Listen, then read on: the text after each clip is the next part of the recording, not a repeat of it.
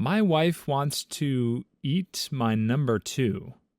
I wanted to spice things up in the bedroom since it was something my wife requested. When she wanted to be the one behind me for a change, I let her. When she wanted me to pop a squat on her chest, I researched it until I was able to begrudgingly give her what she wanted. But things took a turn when it turned out she didn't want it on her chest at all. What she really wanted was to taste my colon casserole herself. My wife and I have admittedly had very vanilla relations throughout our 3-year marriage. We had our first kid a year ago, and it seriously slowed down our bedroom life. However, a little under a month ago, she approached me about trying new things. She's been hanging out with a group of moms in our neighborhood, and one of them told her that she and her husband tried pegging, and it completely transformed their marriage. My wife told me that she wanted to try pegging as well to spice things up. At first, I thought it was a joke, but soon realized she actually wanted to peg me. I had never had it in the rear before and had always lived by the philosophy that my gopher hole is solely an exit. But my wife made it clear that this was important to her. So after a few days, I obliged. The next weekend, she pegged me, and everything was surprisingly enjoyable. Additionally, the week following the pegging was one of the best weeks we've had together since the birth of our child. We were back to our old life of adventurous intimacy, doing things like having a quick one before work and even waking each other up with mouth play. However, that next weekend, she told me that she wanted to peg me again. I was slightly confused as to why this last week of lovemaking wasn't cutting it for her, but I agreed. This is when things took an extreme turn. During this second pegging, while my wife was inside of me, she grabbed my hair, craned my neck to the right, and pressed our foreheads together. I had never seen her take control like this, and thought it was very hot. Until she looked me in the eye and whispered, "I want your dung." I pulled my face away and asked her to repeat that. She said, "I want you to squeeze your bean paste on me." I pushed her off of me and asked her if she was joking, and she started crying. I felt like a freaking jerk because she thought I was shaming her. In a way, I was, because I thought the request was far too extreme. I ended up leaving for the night and stayed with one of my close friends, but I didn't tell him what happened. After that incident, my wife and I hardly talked all week, unless it related to our son. At the end of the week, I asked my wife to talk about what happened. She told me again that she wanted me to dump on her and that it meant a lot to her. I thought it was sickening, but she claimed this was her deepest, darkest desire. I couldn't understand how and why my fudge bomb excited her, but she insisted that she has always wanted this. We fought about this for about a week, and after watching some relevant videos and reading articles by people who also shared this passion, I tried to put myself in my wife's shoes. I told her that I will go boom boom on her if that is what will get her hot. She was so happy, and even though I was still completely nauseated by this arrangement, I wanted to satisfy her. That brings us to tonight. We were making love for the first time this week when I regrettably confessed to her that I had to drop a Tootsie Log. She perked up with a smile, sensed my discomfort, and began stroking my hair and whispering encouraging things to me. I still really didn't want to go through with it. But since I had promised her, I pulled out and we ran to the bathroom. She got into the bathtub, and I hung my cheeks over the side of the tub. I started pushing, but I, unsurprisingly, found it very difficult to successfully drop a corn swirly on my wife. I turned my head around to see my wife staring up and smiling at me, waiting for me to finish. With enough time, I was finally able to get a mud loaf to start coming out. I could hear my wife breathing heavier beneath me as my sarlacc pit started opening. However, before the loaf was able to drop on her chest, I felt a sensation around my hole. I turned around and saw my wife, the love of my life, the mother of my son, attempting to catch the log in her mouth as it fell out of my rear exit. I was horrified that she would try to do this, and tried to pull the fudge log back into my body so she couldn't receive it in her mouth. Seeing what looked like an attempt to eat my stink bomb brought me close to losing my lunch. As I clenched my cheeks together to try and stop the corn roll from reaching my wife, the clenching cut off a very small piece of the loaf, and I heard it land somewhere beneath me. I was too scared and disgusted to look at my wife to see what she had done with it. So I ran to the other bathroom to clean myself. As I was sitting in the other bathroom, thinking about how I will ever be able to look my wife in the eye again, I heard footsteps approaching. My wife lightly kicked on the door. I didn't respond, and was on the verge of hurling the more I thought about what just happened. She walked away, and then I got a text from her, thanking me for fulfilling her wish and asking me to come to bed. I've been sitting in the living room typing this for the last half hour, scared to face my wife. We have plans to take our son to the zoo with another family tomorrow, but I don't think I can look at her after what she did to me. I feel deceived and violated by the woman I love and trust. During our initial conversations about this, there was never a question that my fudge coil would go anywhere other than her chest. She knew how uncomfortable I was with this in the first place, yet she still tried to push the boundary that we had established. I would appreciate any feedback from anyone who has experienced a similar violation of trust from a loved one. I'm turning to this sub for advice because, for obvious reasons, I cannot tell anyone that knows my wife and me. Yes, I know that some of you may find this humorous, but this is something that could lead to the end of our marriage. Edit. My wife has seen the post. I've been unable to face her, and there's no way to get out of going to the zoo with the other family today. When you go to the zoo, I'd avoid the monkey cages. They get into some things that might be triggering for both of you. On the other hand, they probably have more experience than most of Reddit when it comes to eating your partner's mud pies, so maybe you actually should watch them for a while and take a few notes. All jokes aside, the weirdest part of this story is the text message the original poster received from his wife. If you don't understand why, just think about the story beat by beat. They were making love. Then they ran to the bathroom. Then his wife tried to eat his burrito bomb. Then he ran to the other bathroom where he got the text. So where was he keeping his phone? Did he really have the presence of mind to grab it off the charger while he was running around in a frenzy and prairie dogging his way across the house?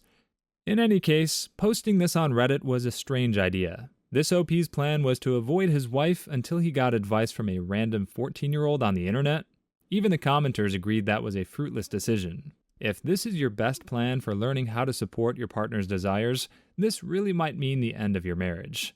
Let's just hope it's a no-fault divorce. I don't think OP would enjoy retelling this story in family court. If you made it this far in the video, consider liking and subscribing for more videos coming. A car full of Chads came home with my wife. My wife and I have been married 15 years and have been together since our teens. She's normally a bit conservative and has only been with me. I bust my rear and make good money. Nice house, nice cars, and we have 2 great kids. She works part-time jobs for extra income and to get out of the house. In the beginning of June, she started working a few days a week at a new company and became close friends with a woman there named Misty.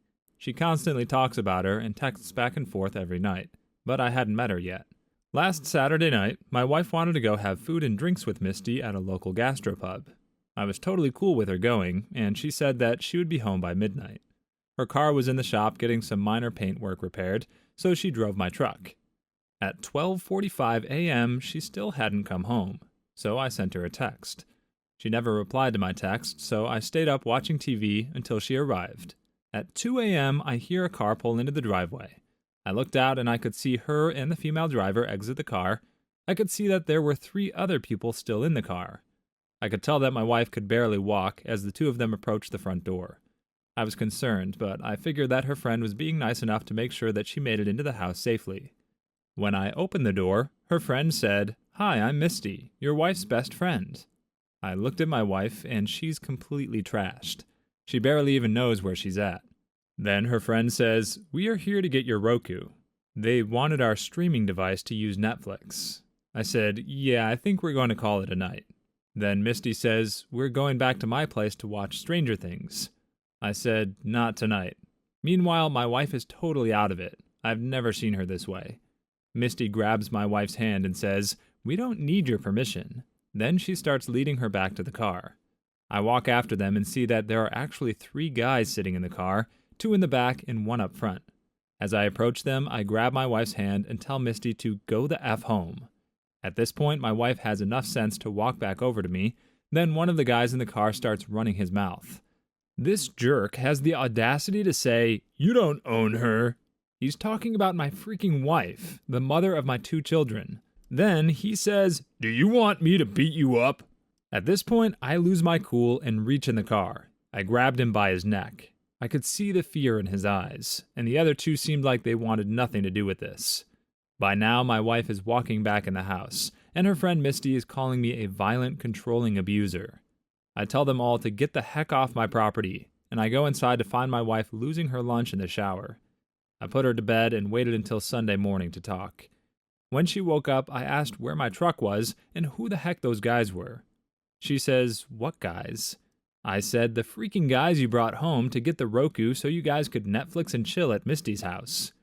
She seemed surprised. "They came here?" she asked.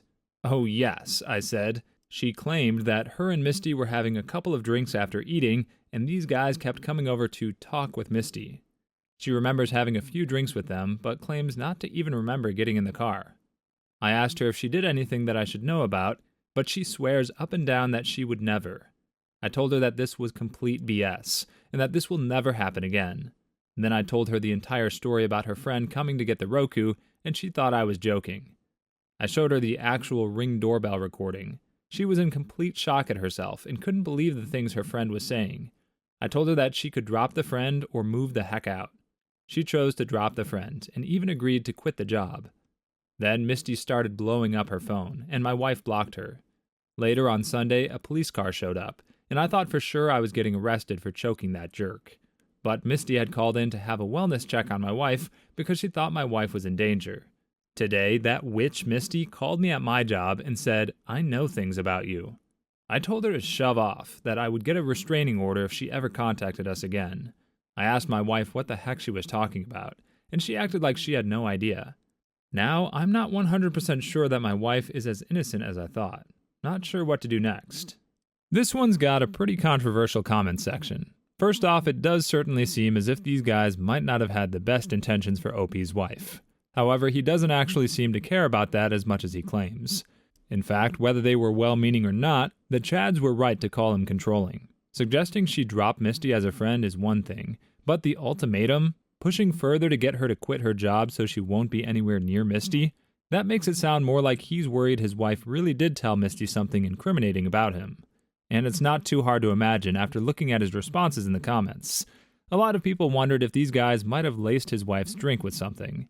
Well, OP just wants you to know that if they did, it would still be his wife's fault if they took advantage of her. He's now obsessively going through her phone to monitor her communication with friends. But he assures us that his wife appreciates how controlling he is. What he doesn't seem to understand is that even if she did lie about blacking out, it wouldn't mean she planned to cheat on him. It just means she watched her husband strangle a guy last night and probably doesn't feel safe even saying she was planning on doing something as simple as watching Stranger Things. That's the other thing. Some comments praised OP for de-escalating the situation by choking that guy. I'm not sure they understand what de-escalation means. There were 3 guys. They easily could have taken him. I'm sure OP wants to think he's tough, but the sheer level of insecurity it takes to doubt literally every word his wife says kind of suggests otherwise. Plus, if he really thought his wife was in danger, potentially getting himself arrested would not have kept her very well protected. But what do you think? Is there any way to justify OP's paranoia? Do you think his behaviors are less controlling than they sound to most commenters? Let us know your thoughts in the comments. I got fired because my boss harassed me. I'm a 20-year-old man living in the western United States. I was recently fired from a job I'd already planned on quitting anyways. They let me go because it was becoming obvious my behavior and overall work performance were declining. So basically, I had a female manager of roughly the same age that became a manager a few weeks after I was hired on. Mind you, I'd only been there about 2 weeks when she was brought in. She quickly became close with me and started sharing intimate details, such as her selling images of herself online, letting me know she's seeing a guy after work even though she's on her period so they can't sleep together, or telling me she uses a cucumber to pleasure herself but stressing she'd never stick it in her rear. There was a lot more. Mostly smaller things I cannot simply pinpoint like the more obvious examples above. So, what do you think? Was I harassed at work?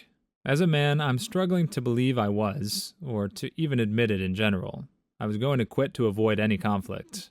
For some added context, I worked at a very small business with no established HR. We just had 8 employees and were open 7 days a week. A lot of people, male and female, hesitate to report issues like this. The idea is that since your coworker isn't actually talking about doing anything with you, it couldn't possibly be harassment. But most workplaces actually do consider this sort of thing inappropriate. However, OP messed up by never addressing it with a manager. I'm not trying to shame this OP for not saying anything. Ideally, a manager would know not to bring these things up at work. But OP also says she felt close to him, so she might have seen it as no different from talking to a friend. If that's true, then from her perspective, she was just talking about her side hustle and her dating life. It's probably a little harder to justify that thing about the cucumber, but there's literally no telling how she might have reacted if OP told her he wasn't comfortable hearing it. Yes, he shouldn't have to, but doing so still might have changed the situation in a way that he was more comfortable keeping his job, or at least leaving with a positive reference. What do you think? How would you handle a situation like this? Would you quit? Talk it out? Do that thing from horrible bosses? Let us know your take in the comments below. Please leave your stories in the comments. I'd love to make a video of them in the future. Also, don't forget to like and subscribe.